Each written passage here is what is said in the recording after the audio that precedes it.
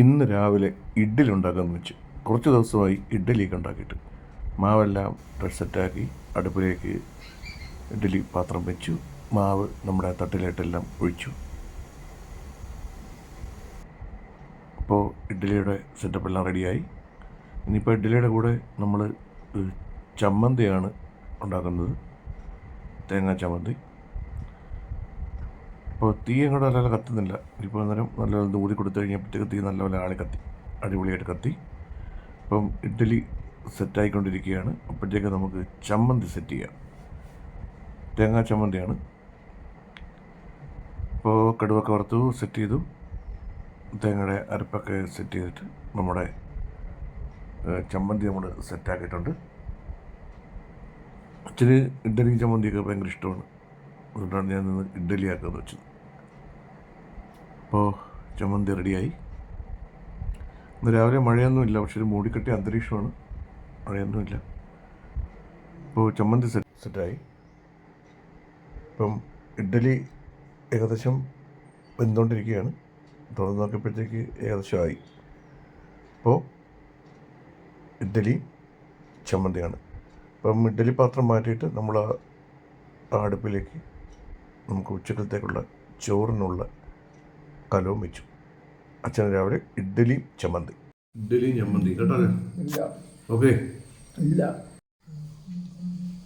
ഇഡ്ഡലിയും ചമ്മന്തിയാണ് രാവിലെ ബ്രേക്ക്ഫാസ്റ്റ് കേട്ടോ.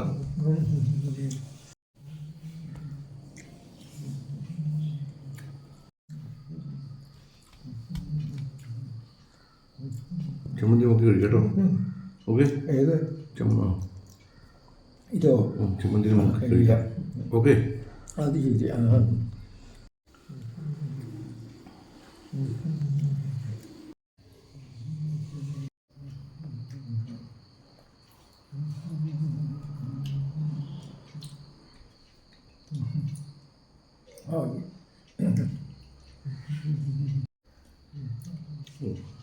ഇത് ചമ്മന്തി ഇതും കൂടെ കഴിക്കാൻ പറ്റും.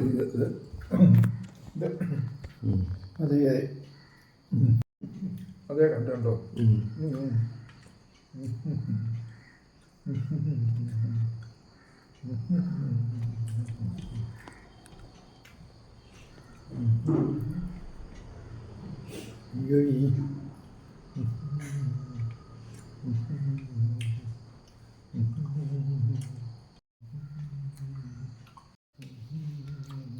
ഈ ചമ്മന്തി കൂടെ ഇട്ട് കഴിക്കണം. ഇതല്ലേ ആ ചമ്മന്തി കേട്ടോ. ഇവിടെ അടയ്ക്കണം, അടയ്ക്കണം, ഇതടയ്ക്കണം. ഇവിടുന്ന് ഈ ഷർട്ടിൻ്റെ അവിടെ നിന്ന് അഴിക്കണം. അടച്ചിട്ട് ഇവിടുത്തെ പ്രാച്ചിൻ്റെ പിന്നെ കൊടുക്കാം. പക്ഷെ അത് എളുപ്പമല്ല. ഇത് മുക്കി കഴിക്കണം. ഈ ചമ്മന്തി എടുക്കുക, ഈ ചമ്മന്തി എടുക്കുക. അതെ അതെ. ഇത് ഇവിടെ അതുണ്ടായിരുന്നു. ഇത് മുക്കി കഴിക്കും.